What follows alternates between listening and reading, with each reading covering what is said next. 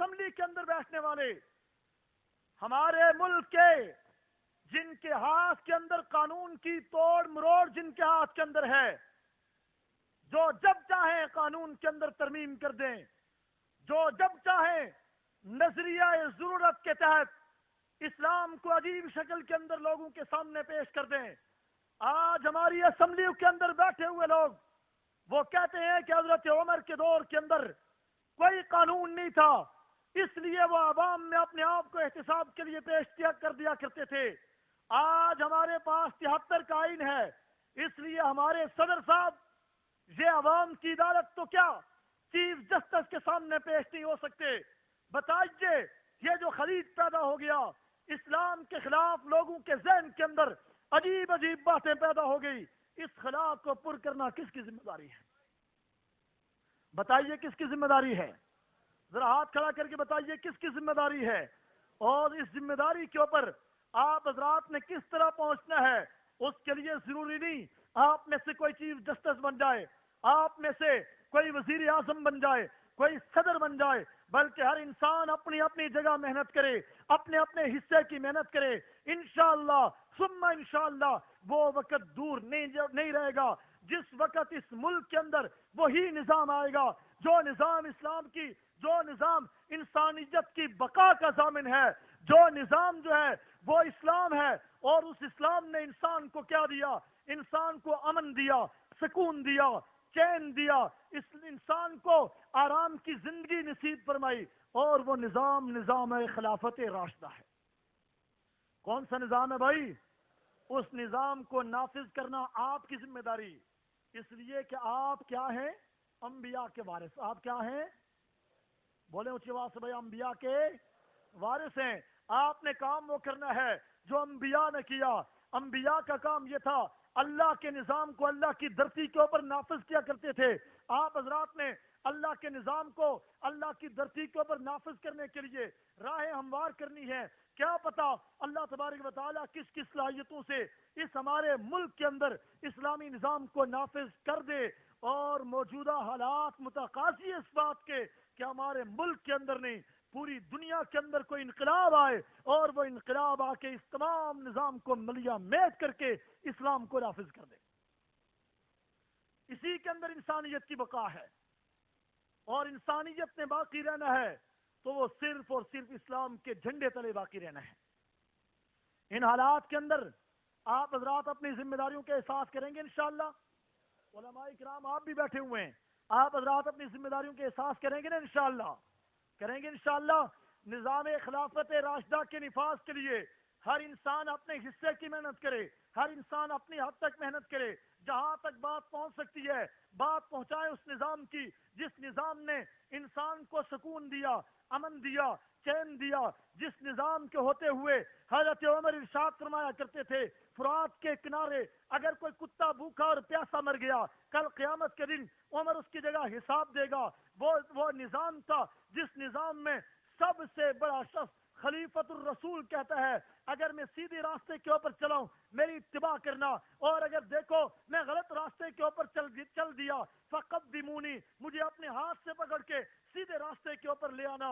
ہم تو اس نظام کے متلاشی ہیں، اور آج ہماری تنظیم اسی نظام کی دعوت دیتی ہے، اسی نظام کا حیات چاہتی ہے۔ اور ایک اور بڑا چیلنج آپ حضرات کے سامنے عرض کر کے اجازت چاہوں گا۔ آج کے دور کے اندر ایک اور بڑا چیلنج یہ ہے کہ آج وہ لوگ جو مدارس کے اندر پڑھتے ہیں دنیا انہیں ملا کے نام سے جانتی ہے، اور جو لوگ کالجز اور یونیورسٹی کے اندر پڑھتے ہیں دنیا انہیں مسٹر کے نام سے جانتی ہے۔ اس خليط کو یہ دونوں مسلمان ہیں، دونوں درد دل رکھنے والے ہیں، دونوں اللہ کی توحید کو ماننے والے، پیغمبر کی رسالت کا اقرار کرنے والے ہیں، دونوں سچے مسلمان ہیں۔ ان دونوں کے درمیان ایک بوٹ پیدا ہو گیا، ایک خليط پیدا ہو گیا، ایک دوری پیدا ہو گئی۔ اس دوری کو بھی دور کرنا آپ کی ذمہ داری ہے۔ کریں گے انشاءاللہ؟ آپ حضرات سے میں درخواست کروں گا، آپ حضرات بھی کالجز یونیورسٹیوں کے اندر داخلے لیں، آپ کے کردار سے، آپ کے اخلاق سے وہاں کے لوگ متاثر ہوں۔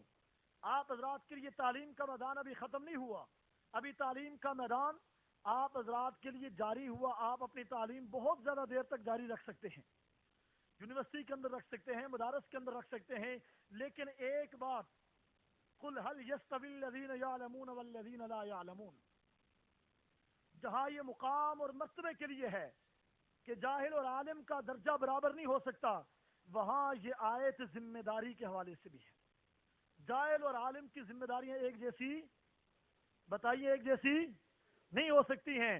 آپ کی اور جہلاء کی ذمہ داریاں ایک جیسی نہیں ہیں۔ آپ کی ذمہ داریاں والذین اوتوا العلم درجات، اہل علم کی ذمہ داریاں بہت زیادہ ہیں۔ آپ اپنی ذمہ داریوں کو سمجھیے، آپ عوام کے اندر علم کی شمع کو روشن کیجئے، آپ عوام کے اندر محنت کیجئے، نظام خلافت راشدہ کے لیے عوام کو تیار کیجئے۔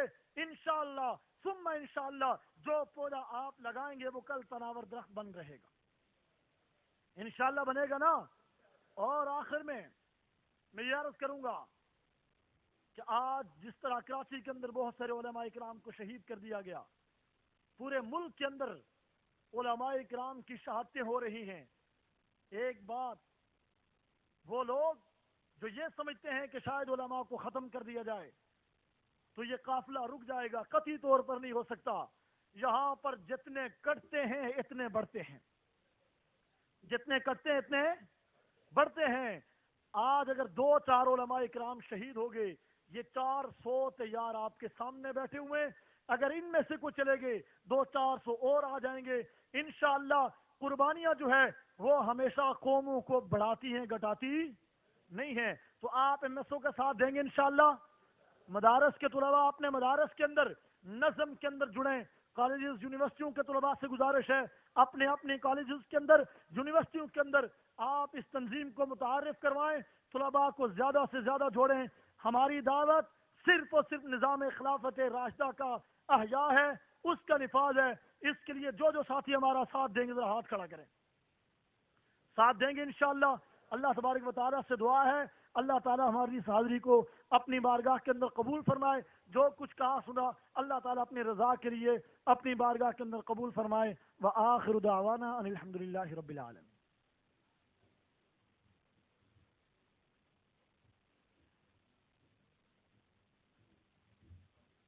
آپ حضرات کے سامنے علماء کرام کی ذمہ داریوں کے حوالے سے اپنے خیالات کا اظہار فرما رہے تھے جناب حافظ اقرار احمد عباسی صاحب، گویا کہ وہ اپنے الفاظ میں علماء کرام سے یوں کہہ رہے تھے کہ ادھر ادھر کی نہ بات کر، یہ بتا کہ قافلہ کیوں لٹا، ادھر ادھر کی نہ بات کر، یہ بتا کہ قافلہ کیوں لٹا، مجھے رہزنوں سے گلہ نہیں تیری رہبری کا سوال ہے۔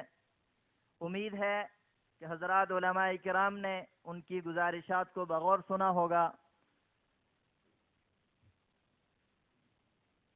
ان کے بعد میں مختصر وقت کے لیے اپنے خیالات کا اظہار کرنے کے لیے دعوت دوں گا مسلم لیگ نون صوبہ سندھ کے رہنما جناب جاوید ارسلہ خان صاحب، وہ مائک پر تشریف لائیں اور اپنے خیالات کا اظہار فرمائیں۔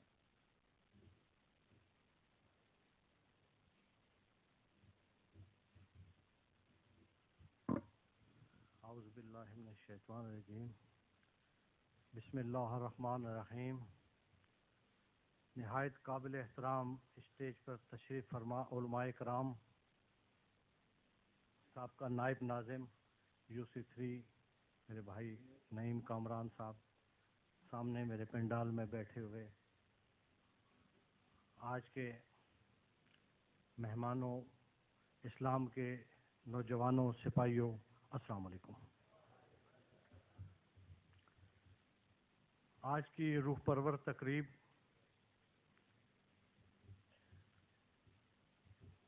یقیناً اسلام کے سپاہیوں کی یہ تقریب ہے، اور میں بہت زیادہ اپنے آپ کو خوش نصیب سمجھتا ہوں کہ اس محفل کے لیے مجھے مدعو کیا گیا، اور اپنی شرکت کو اپنی اصلاح سمجھتا ہوں۔